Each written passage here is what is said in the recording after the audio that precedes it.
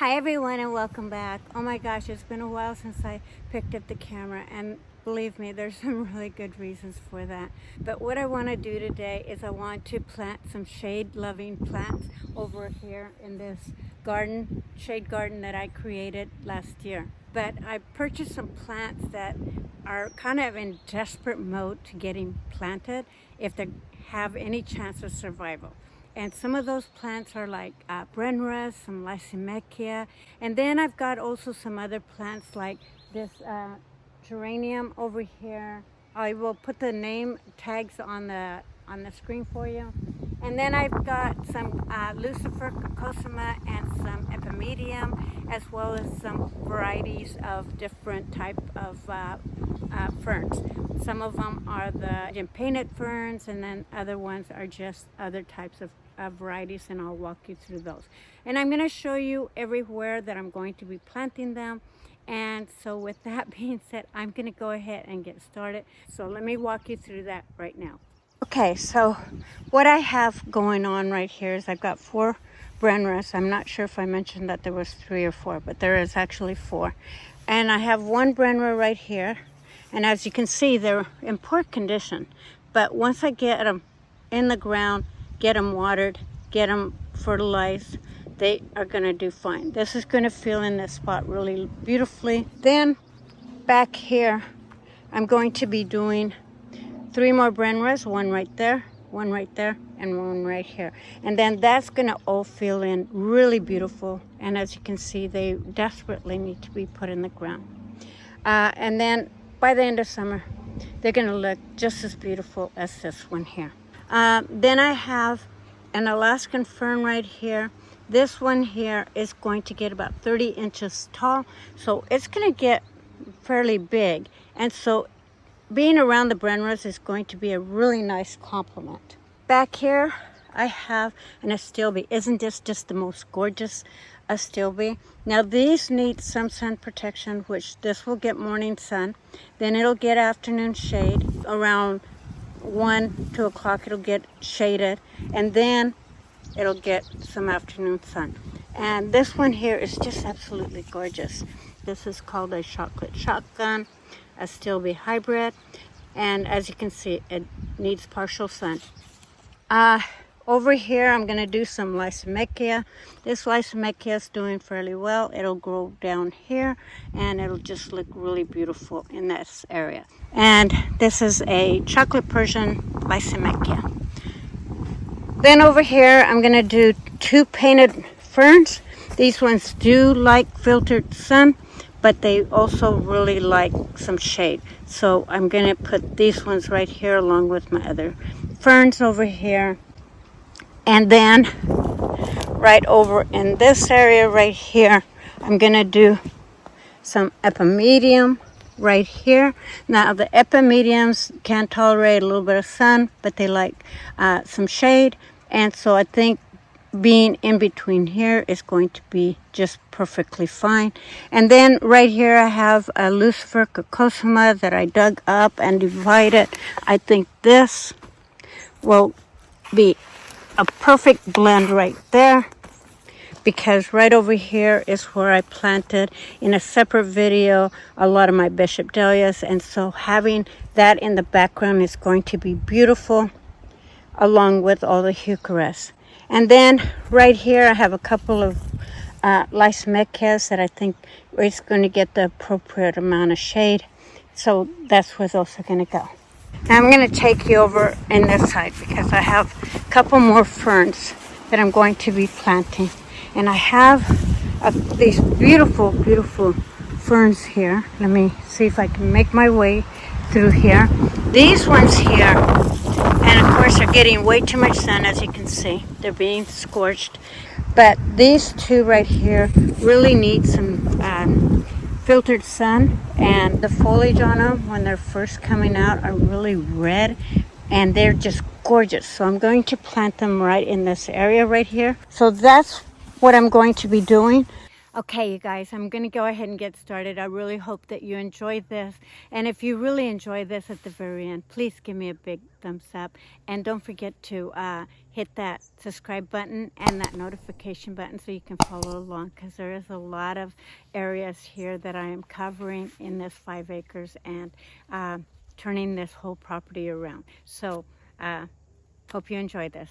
And just one more thing is that I will be doing fish fertilizer to establish all my plants. I find that to be a very successful fertilizer that has worked for me for over, I don't know, 40 years of planting plants, and just find that it really helps to establish the plant. So that's what I'm going to be using. And if you're not familiar with fish fertilizer, it's a fish emollient. It's a liquid fish fertilizer. That's what I get my plant started with. Between that and seaweed extract, that works really well too. So okay, you guys, I'm just going to be using a shovel, maybe some nippers, and a little bit of topsoil, and again, the fish fertilizer. Okay, I'm going to go ahead and get started.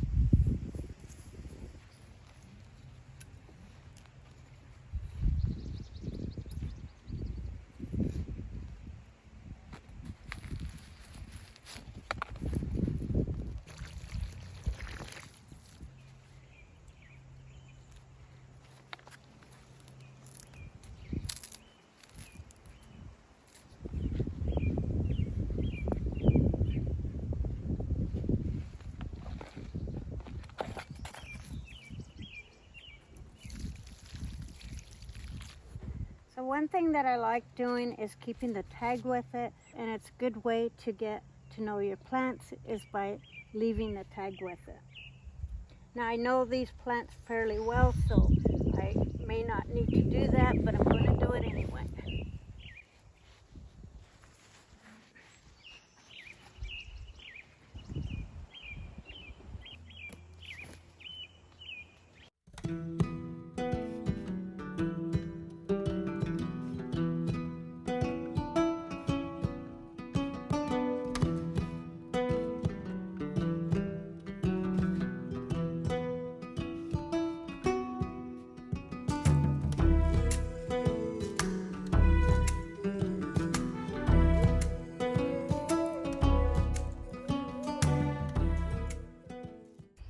Right there, I have I believe it's called a firecracker euphorbia. It's a dwarf euphorbia. I could be mistaking.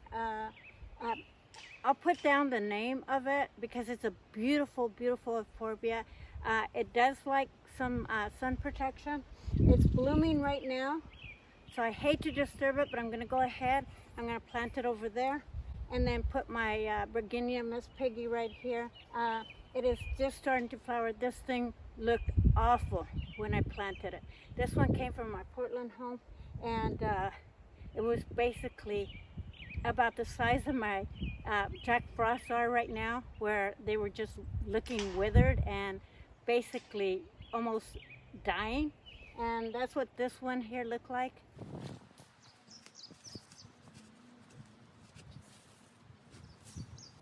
And this one looks like it was very easy to pull up, and hopefully not too much disturbance on the root system. This one will get about 18 inches in height, so it's going to fit just perfectly over here. And then the flowers, as it gets older, the flowers will extend even taller than they are right now.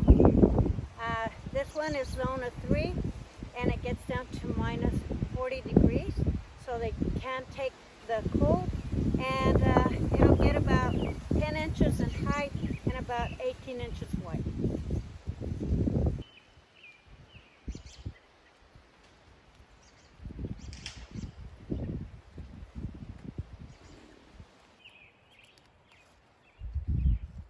You can add them to hanging containers.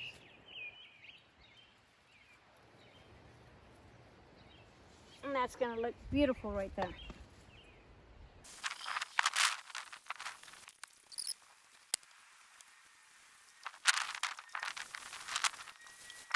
Right here, I'm going to do a couple Lysimachus that are whimpering right now. This will get some good sun protection back here.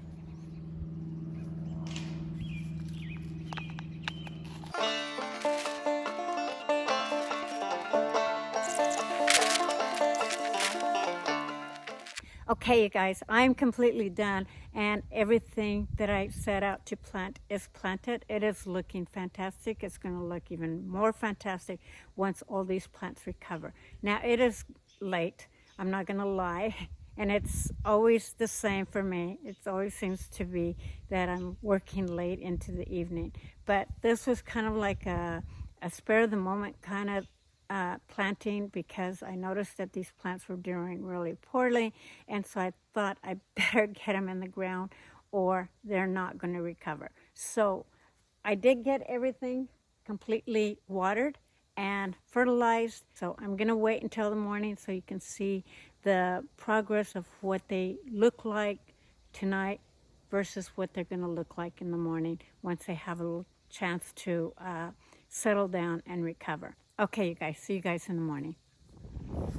Okay, you guys, so it's obviously the next day, and if you haven't seen the video where I actually created this whole shade garden right behind me, I welcome you to go catch that, because it really was just plain wooded, overgrown weeds in there, a lot of blackberries in there, and I cleaned it all up and actually created this from scratch. And I brought in a lot of the plants from my Portland home over here, and that's what I got started with. And then I purchased a few here and there. And since then, I have planted some, and I also transplanted some plants. So it's growing, and it's looking really beautiful, if I can't say so myself. Now we're about, around 115, close to 130 right now. And this also will kind of give you an indication of what kind of shade this gets. Earlier this morning, like around 9 o'clock, the sun was actually shining in here. So it does go in and out of filtered lighting, and so it makes all these plants thrive. In fact, a lot of the plants that I brought in from my Portland home resided in the wooded area right back here, and they were just all whimpering because they got, uprooted at the wrong time of the year. And they all survived, they bloomed, and they recovered very nicely, even in more dense shade.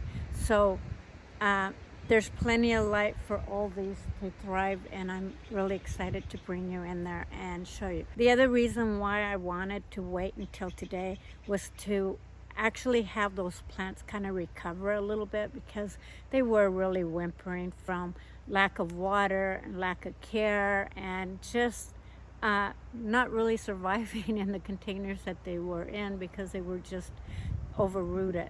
Now they're looking a little bit more perky, and you can see how well plants respond to fish fertilizer after giving them a nice good water and some fertilizer that will help get them established. So let me take you in there. Let me show you what's going on. Okay, so let's walk over this way, and I'm just going to go ahead and give you guys a garden tour here, even though this is still a work in progress. But what I planted, this one right here is an epimedium. As you can see right here, the flower stalk. Now the flowers are kind of insignificant. You really kind of purchase this for the foliage, because the foliage itself, look at how beautiful it is. It's in a heart shape. And then in the fall, look at how gorgeous it looks. We're not in the fall now. We're in springtime, right? But come fall, this whole plant will turn shades of dark red. And it's just a gorgeous plant for any plant border. It does need a little bit of sun protection, but overall it's fantastic plant. And I would highly, highly recommend this one. This Virginia Miss Piggy right here. This one here I actually brought from my Portland home, and then this one is a new purchase. And then all of the red valerian, Jupiter's beard over here was from my Portland home. The Jscursions down here, these ones were also purchased when I started creating this garden. This is a yellow-eyed tail grass. It's supposed to have some little yellow flowers. I haven't seen that happen yet, but it is a spring bloomer. Never seen it bloom before, not familiar with this plant, but this plant here was part of this group of plants right here, and I just took some of them out and transplanted them here when I created the garden, and started planting in here. This as well, this was an iris. I'm not sure if it's a Siberian iris or not, but that one also was divided from over in this garden over here, transplanted over here, a portion of it. Then the Lysimachia, as you can see right here, they looked really bad when I planted them. I mean, they were like really whimpering and just were in great need of planting and watering. And as you can see, they are looking nice and perky and alive once again, minus the tree clippings, but they're looking absolutely beautiful. These ones are the ones that I just planted. This heather right here is brought up from this garden over here, and it is struggling, so I'm going to prune it really well. I didn't do it for this video, but I'm going to prune it really well because it does have some greenery here, and so it is trying to survive, but it looks pretty gone. But I'm going to give it some good feed, and I did give it some fish fertilizer last night, and we'll see how well this weathers. But you know, this probably is just not getting enough sun. It might be too shaded for this, and maybe that was part of the problems. I could have severed a lot of the root system when I transferred it here. Who knows? It could be a dozen things as to why a plant won't really do well. And so, you know, it's just a matter of a little bit of TLC, and if it doesn't work, then, you know, something else will take its place. And then I do need to take care of this part of the garden. This one has a lot of blackberry shrubs still. I need to pull them out and put some kind of fabric, garden fabric down, and then keep those at bay. Then I have, these are mums, this one here and this one here. And if you've been following me, you know that I've had these for probably 5 to 6 years in this same container. And they're doing fantastic. This here is a wild lily, and I don't know the type, but this is just a wild flower that grows in our property. Absolutely gorgeous. So I'm really happy to see that here. And hopefully I will get more. But yeah, that's a gorgeous one. This right here is a Komodo dragon. Hosta, I bought it when it was just a tiny little string from an online guy. And it's supposed to have like really purple leaves, but, and it's supposed to get about 7 feet expansion. So it's going to be very large, and I think this was a very appropriate spot for it. This one I brought from my Portland home, and it is thriving right here. This right here is another heather that I pulled out from in this garden. There was several heathers in this garden that I transplanted here, and this one is thriving. And then I have a couple of Oregon grapes over here. They even have their new grapes that are forming right here, and these were already planted here, and I just didn't want to remove them, so I'm keeping those right there. This is another lily. I'm not a lily, I'm sorry. It's a iris that I had divided from this garden over here, and that's thriving. Now I'm walking into my shade garden, and as you can see, it's a lot brighter than it really appears from the outside. So it gets plenty of light for all of these plants to survive in. But I wanted to show you this plant right here, because this plant here is called a Farfisium jacardamum, and it's also known as a tractor seat. And the reason for that is because the foliage, as you can see, looks like a tractor seat. It's also known as the leopard plant because it does tend to have a little bit of spotting. Some of them have more spots than others. This one doesn't quite have as much. It might gain more as it gets older. But this is a beautiful plant. I just planted it early springtime, and I forgot about it, and it almost died. So I rushed out here with fish fertilizer and some water and gave it some attention, and look at it now. It's just doing really, really well. Now this one I think gets about 48 inches wide and about 36 inches tall. So it's going to fill in this area really nicely. And it gets these yellow kind of daisy looking flowers. So it's going to have some yellow in here, and it's going to play off with a lot of my yellows and my hostas. So yeah, it's going to be beautiful. I'm really excited about this one. And again, it'll fill in this spot beautifully. I can't wait to show it to you once it gets much older. Here I have hostas that I brought from my other home. And this one here is a Spartacus hosta. Absolutely gorgeous. Look at the foliage on it. I just absolutely love it. And this one here did wonderful, overwintering it in here. This one here is I want to say it's a Blue Angel. Not 100% sure because I had bought a package of hostas that was just a random variety. But looking at the leaf from my other hostas in Portland, it looked a lot like a Blue Angel to me. This right here, it's a Hudson Bay, and this one's going to get probably the smallest of all. I think the Spartacus gets about 36 inches in diameter.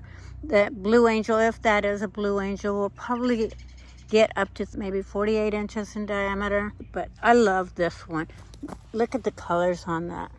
It's just absolutely gorgeous. And the leaves on it have this little bit of a blue hue. And just as a FYI, if you're not familiar with hostas that have this really beautiful kind of this iridescence of a blue, if they are exposed to a lot of sunlight, like direct hot sun, then that'll fade. It will come back the following year, but it'll be done for that year, and it'll just be a green and yellowish color, which this one actually can handle more sun than any of the other ones. Something's eating this. I can see that something is munching on it. And this is a whirlwind. This one I had in a container in Portland for a long time, and it survived beautifully. Then I have over here my newest fern, and this one will get about 30 inches tall. This one's called an Alaskan fern, and I'm just going to put the name down for you here. But this one is going to be nice and big and beautiful. It's already getting all of its new foliage. Now, here's a tip on ferns. Come fall, late fall, before the frost date, if you just shear it completely down, just look fresh and new like this. And it doesn't matter how large of the plant that it is, it'll come back just as large. So keep that in mind. Then here's all of my Brenras that I planted. As you can see, this one perked right up, even as badly as this spent flower is now. And one way to know how to prune Brenras, and this is going to give you a really good example, is that once it's bloomed, let's just say that completely was a fresh Brenra, you just come down here, clip this off, take that off. You could probably even propagate this, but you can just remove those spent flowers, and then you will get a second flush if you do that. In fact, it's going to get another flower right here. So yeah, that's how well they responded to fish fertilizer as well as getting some good water. Again, these ones also were just looking very drabbed and whimpering horribly, and you can see how beautifully they're coming back. And let's see, that one there could probably be cut off, and any of these other spent flowers. It's just going to take up energy anyway from the plants. I'm going to go ahead and remove those and let it concentrate on just making new foliage. And by the end of summer, this here will be nice and big and beautiful. So I am not worried about removing these things off of it. So yeah, we'll just remove that. Look at how much prettier that looks. And then that one was also the other one. These ones are going to fill in this spot right here. Really beautiful, and just make this really beautiful line. This lily is going to kind of cover them until they get about this big, but they will get about this big in size by the end of the summer. Let me go over to this side. This ferns here, again, this is called an Arthurium, Japanese painted fern. These I absolutely love. They will get much bigger and just look so beautiful. They do really like shade, so this is why I planted them here. But they will get filtered light in here. This one here was one that I purchased as well, but I can't remember the name of it. I don't have the tag on it. This is why I keep the tags on it. But this one here is gorgeous. This is one of my newer ones too.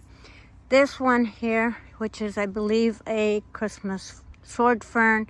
This one was already on the property right there. It was just looking very poorly. Cleaned it up and gave it some water, and it has really grown since last spring, and it just looks beautiful. So again, to take care of these, you pretty much just shave them down. As you can see, this old foliage here, this can actually be removed. It's really a spent foliage from last year, as well as this one and these three. These can actually be cut off because this is all new growth from this year. Right over here, I'm going to circle over here. This one here is a blue ivory hosta. This is also one that I brought from my other home, and it's doing fantastic right here. And then let's see, I'm gonna circle this direction and go all the way around. So in this container I have a cherry truffle heuchera over here. This is a first blush hosta. This one came from my other home. In fact, every one of these plants came from my other home. I just planted them in here in this container, but this is a gorgeous plant because of its bright red limbs, and I just absolutely love it. And then if you look at the foliage itself, and it looks like somebody was munching on that one, it's got this red veins on it, and I just absolutely love this first blush hosta. And then more red valerian that I probably will get way too big for this container, but I thought it would be really nice to have it in here. Then here, over here is another of the Lysimachia, chocolate Persian Lysimachia that I planted over here. There was hardly any space right there to even plant it. So we'll see how well that does and how much it spreads out. But this is going to have really beautiful yellow flowers. It's a ground cover, but it's non-invasive, at least not from what I noticed from my Portland home. And it will grow slower, but this one can handle like woodland shade gardens. Would be perfect for it. You could plant this in a container with some fuchsias and it would look absolutely gorgeous with it. This one here is a hosta, and I don't remember the name of it, but it's a baby hosta. It won't get too much bigger than this. These are just, I can't remember the name. I'll put it down on the screen for you here. And then I've got some Anacola grass over here. These ones also came from my Portland home, as well as that little hosta. But this is going to trail and just look beautiful here. I'd like to get a few more down here. And then this one here, I couldn't remember the name of it last night, but it is the bonfire euphorbia. And you know, you saw me take it out from over there last night over here. And when you transplant something, if you're going to transplant it, even when it's bloomed like this, best time, do it in springtime, so that it doesn't whimper. And I find more times than not that if you transplant plants in the evening, they take so much better than if you did it during the day. I heard something about that many years ago about a house plant, because I used to move my plants around in my home all the time because I moved my furniture around, and they would just really go into shock. And a friend of mine told me, try moving them at night because they sleep at night. The next time I did it, I moved them and they never whimpered, never went in shock at all. So maybe that's why I garden in the evening a lot, is because I know if I'm going to move a plant that it's going to do well. And of course, fish fertilizer always helps to establish the roots, or seaweed extract will also do that. Bone meal will do that. So yeah, but and giving them a good watering also helps. But you can see that's doing fantastic. This one here is a dwarf euphorbia, and this will get really red in fall. And it's just a gorgeous plant. I'll have to bring you back in fall. And it's got beautiful flowers. Look at this flowers. These are unlike any other euphorbia. Isn't that just beautiful? And then over here, I have an astilbe. Again, this astilbe is called, let me just pull it out. This is a chocolate shotgun. But astilbes like morning sun, afternoon shade is a preferred method. However, I did have an astilbe in a garden way over there, and I had it all summer long out there, and that gets the south sun, and it did perfectly fine. But I thought this one, because of the color, it was just a gorgeous thing to have here. And I think the flowers are going to be pink, but don't quote me on that. And this one here will get about 18 inches. I'll just let you read that if I can focus here. But yeah, as you can see how tall and wide it gets. But I love astilbes. More yellow-eyed tail grass here. This lilies here, I brought from my home. I think I purchased one, and I can't remember where I placed it in this whole area. But these are kind of like an orangey, almost a double bloom, but these are just daylilies. I believe that I pulled one lily from this garden over here, but for the most part, they're lilies that I brought, and they're all doing fantastic.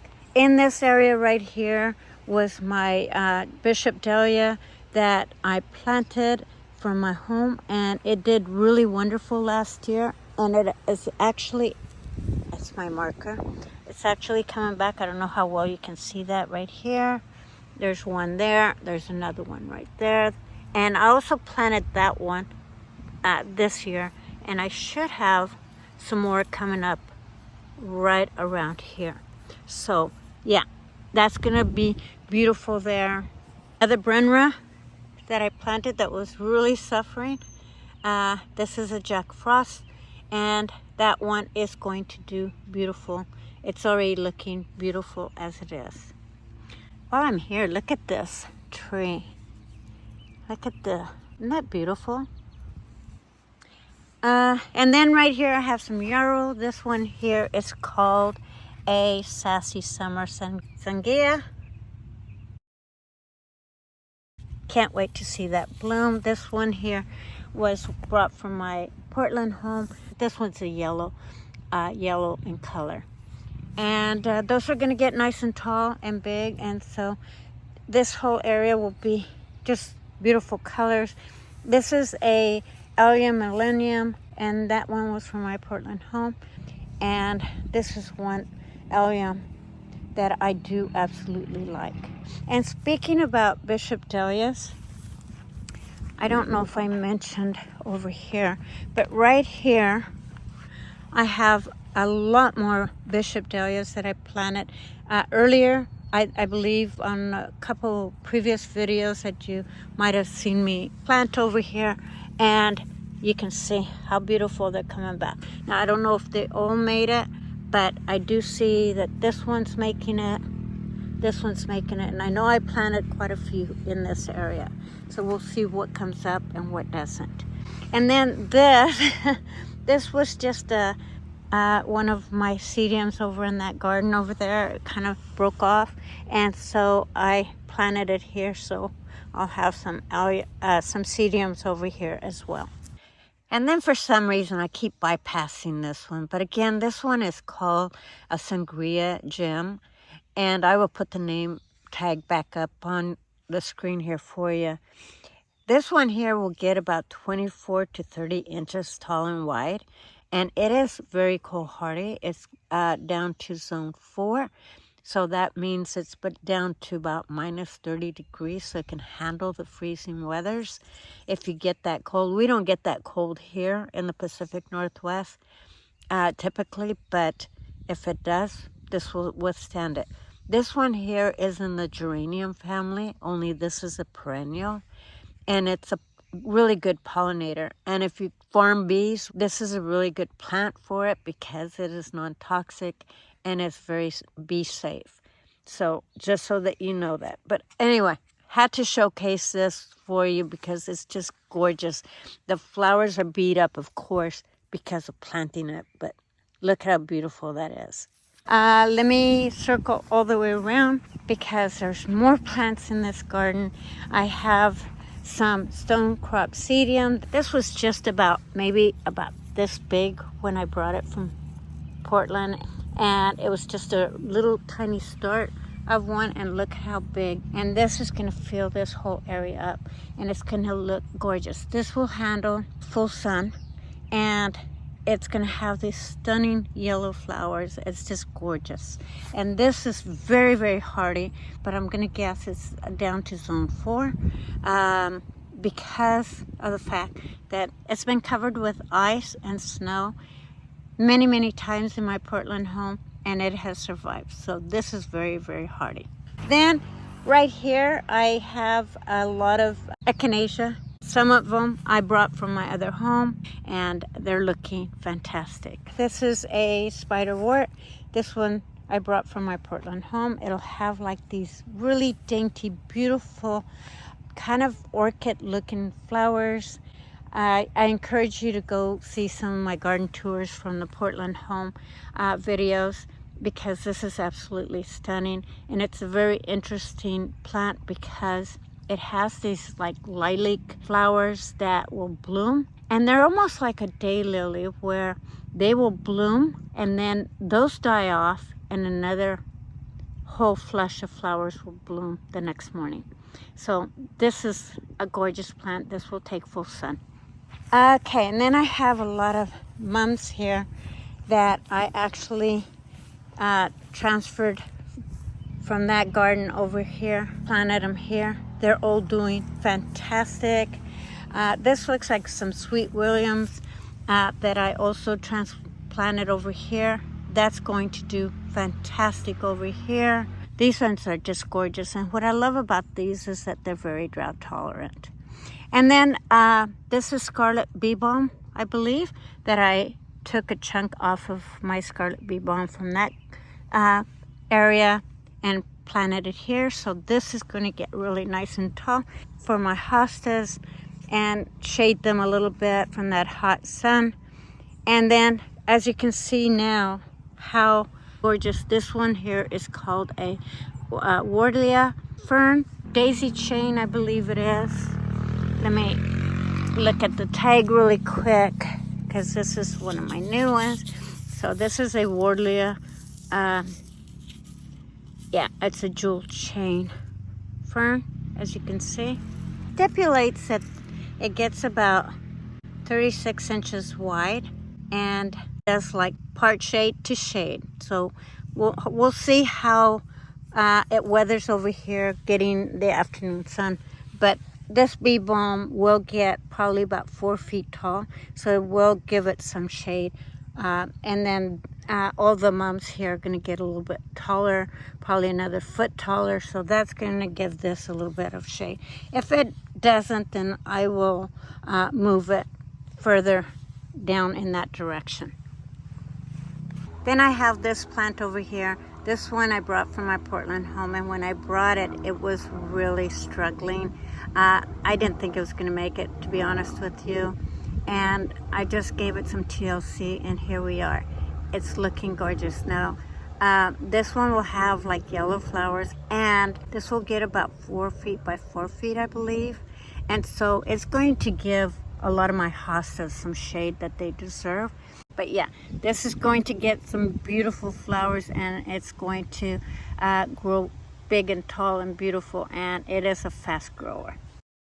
And then right over here, I had pulled out some black-eyed Susan from my other home, and I planted them here, and this will get really nice and tall, which will also give some of these plants protection. You know, as you can see, it just got shaded from the clouds. We are in Portland, so that's going to happen, and we'll see come summertime how all this weather through and how much shade is actually provided, because this will be the first real summer that all these plants are going to get. But I think they're going to do fine. They're looking good right now anyway, but of course we are in springtime. Then right over here I planted the other fern.